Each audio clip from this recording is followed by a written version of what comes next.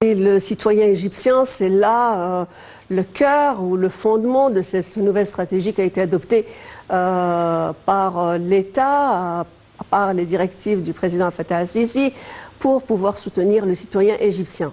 Citoyen égyptien, aujourd'hui, nous sommes devant une série d'aides, un paquet d'aides pour le soutenir socialement, économiquement et pour pouvoir donc favoriser, pour booster également donc les possibilités qui sont présentées pour le citoyen égyptien. Et nous avons, suite à ce commentaire, essayé, vu donc avec les chiffres, ces capacités qui sont déployées par l'État pour soutenir, pour être en aide, je veux dire, sur le plan social à ces citoyens, surtout les plus vulnérables, pour discuter de l'importance et de l'impact de ce paquet d'aide sociale.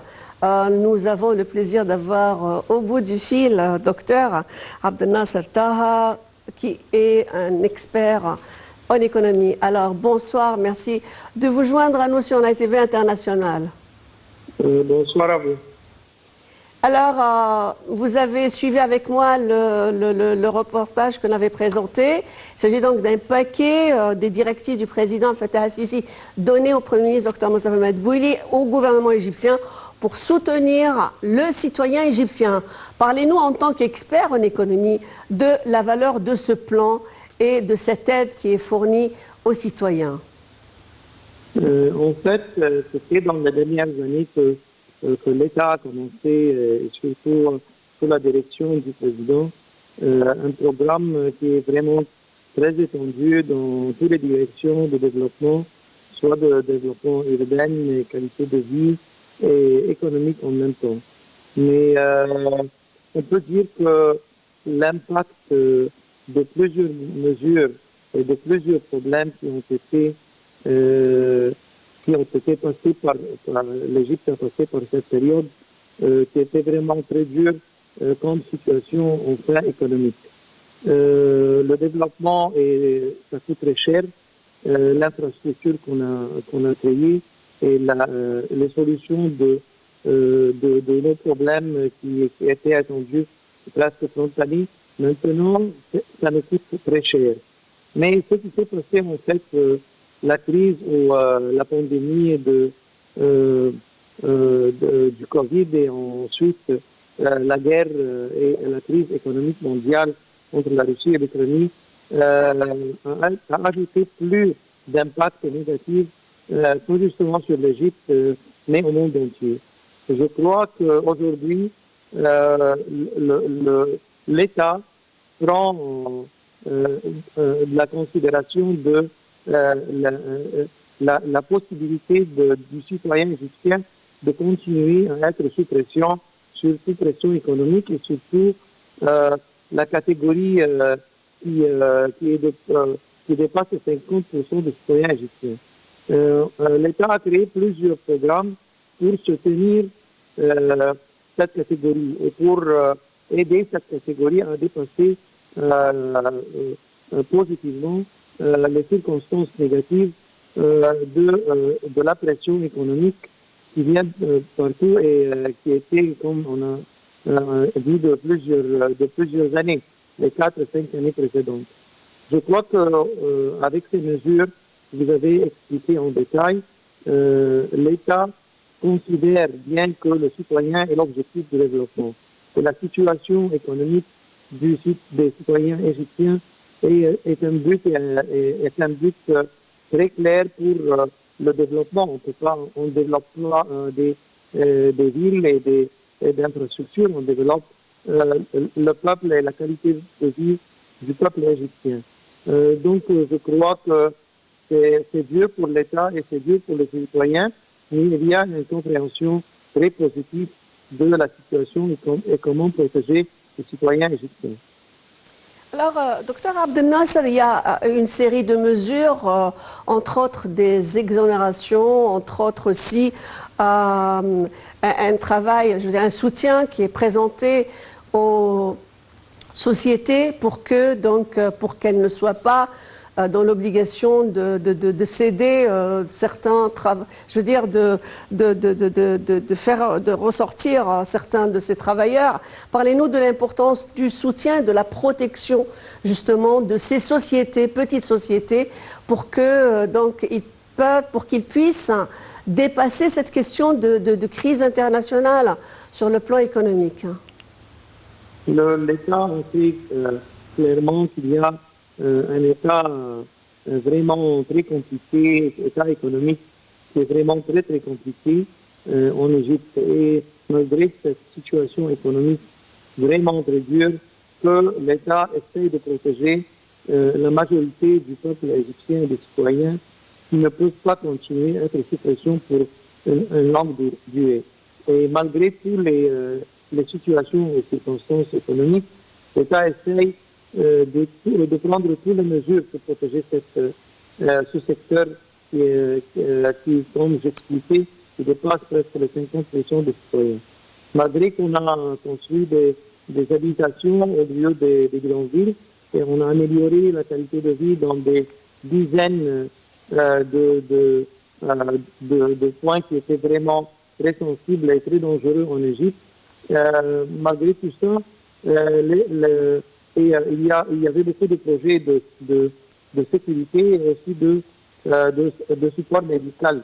Mais aujourd'hui, l'État aussi ajoute plus de support dont le support direct économique pour les familles et les citoyens égyptiens. L'impact sur les retraites, il y a eu une élévation du SMIC, une élévation aussi de ce que perçoivent les retraités. Il y a eu également donc maintenir également le prix de l'électricité, donc sans qu'il s'élève, etc. Donc c'est là beaucoup de mesures pour pouvoir donc soutenir le citoyen. Comment vous les voyez? L'inflation a dépassé presque le 20%. Et les offres d'emploi ont été diminuées grâce aux mesures qui sont liées à l'industrie et d'autres domaines.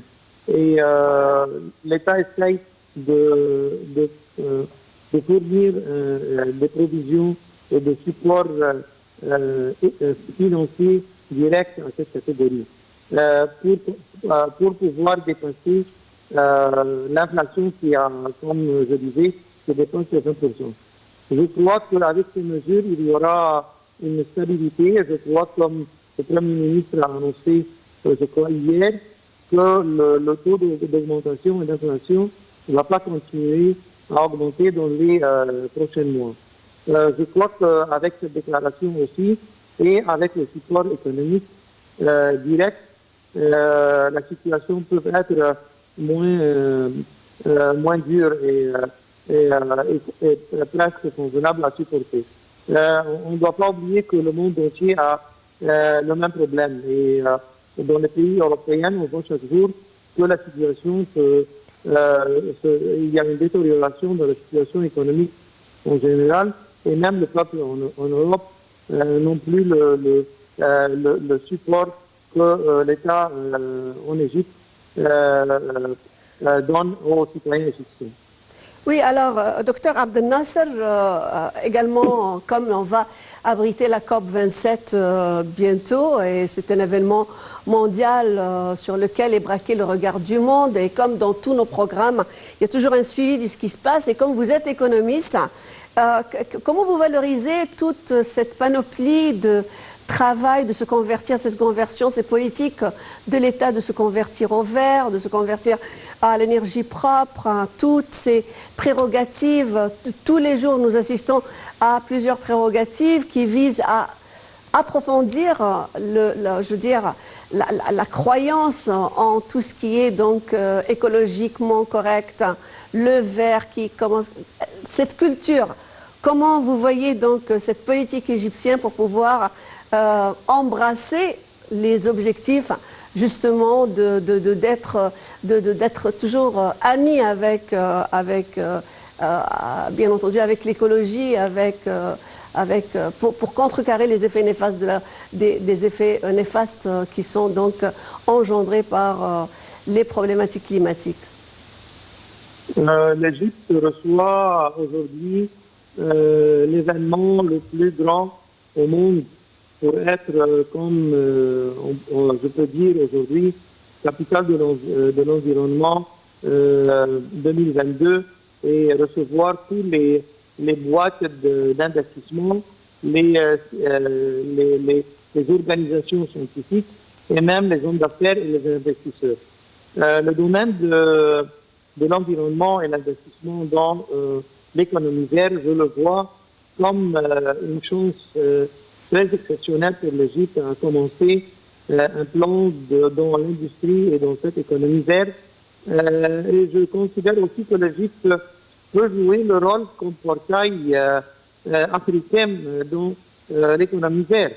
On a eu l'expérience dans les dernières années, surtout avec la nouvelle loi de l'environnement qui a été déclarée depuis 2 ans et qui encourage énormément l'investissement dans le recyclage, dans l'énergie renouvelable et dans plusieurs domaines qui sont aujourd'hui, on reçoit des boîtes internationales dans toutes les directions de l'investissement dans l'économie verte. Il y a des événements locaux qui se passent chaque année et les banques égyptiennes et les fonds internationaux participent clairement dans l'investissement. Et surtout, on a... Oui, et du moment que vous parlez d'investissement, l'État actuellement investit énormément dans des projets multiformes, qu'ils soient verts ou intelligents, ou les deux à la fois. À quel point actuellement, je veux dire, les efforts du gouvernement ont contribué à créer un état de conscience chez le citoyen égyptien de l'urgence climatique, de l'importance justement de ne pas être néfaste au globe terrestre en général? Il y a le revenu direct économique comme profit économique dans ces projets. L'État a commencé le projet de Bemben et on a reçu beaucoup d'investissements et beaucoup d'états de travail à Bemben pour la production d'énergie photovoltaïque. Propre. Et maintenant, l'Égypte se prépare à exporter l'électricité vers l'Europe. Et c'est un projet énorme du point de vue économique. D'autre part, est-ce que vous allez assister, vous allez participer à la COP27 en tant qu'économiste? Vous aurez le plaisir, ce plaisir. On a envoyé des dossiers, mais je n'ai pas physiquement participé au COP27. Oui, alors merci bien d'avoir participé à ce programme. Docteur Abdelnasser Taha, expert en économie. Eh bien, le monde entier est tourné vers Sharm el-Sheikh. Le compte à rebours est donc lancé. Le regard du monde est braqué sur une possibilité pour la première fois depuis le sommet de la Terre, passant par Rio de Janeiro, passant par Kyoto, passant par, également la COP26 et passant par tant d'autres manifestations, est braqué sur Sharm el-Sheikh pour pouvoir donner des engagements de la part des décideurs, les grands pays, surtout producteurs de pollution, et garantir aussi, cette fois-ci, des engagements vrais et réalistes et applicables pour sauvegarder la planète d'une part, d'une autre part, pour pouvoir donner aussi la possibilité à ce qu'il y ait des engagements réels pour sauver la planète.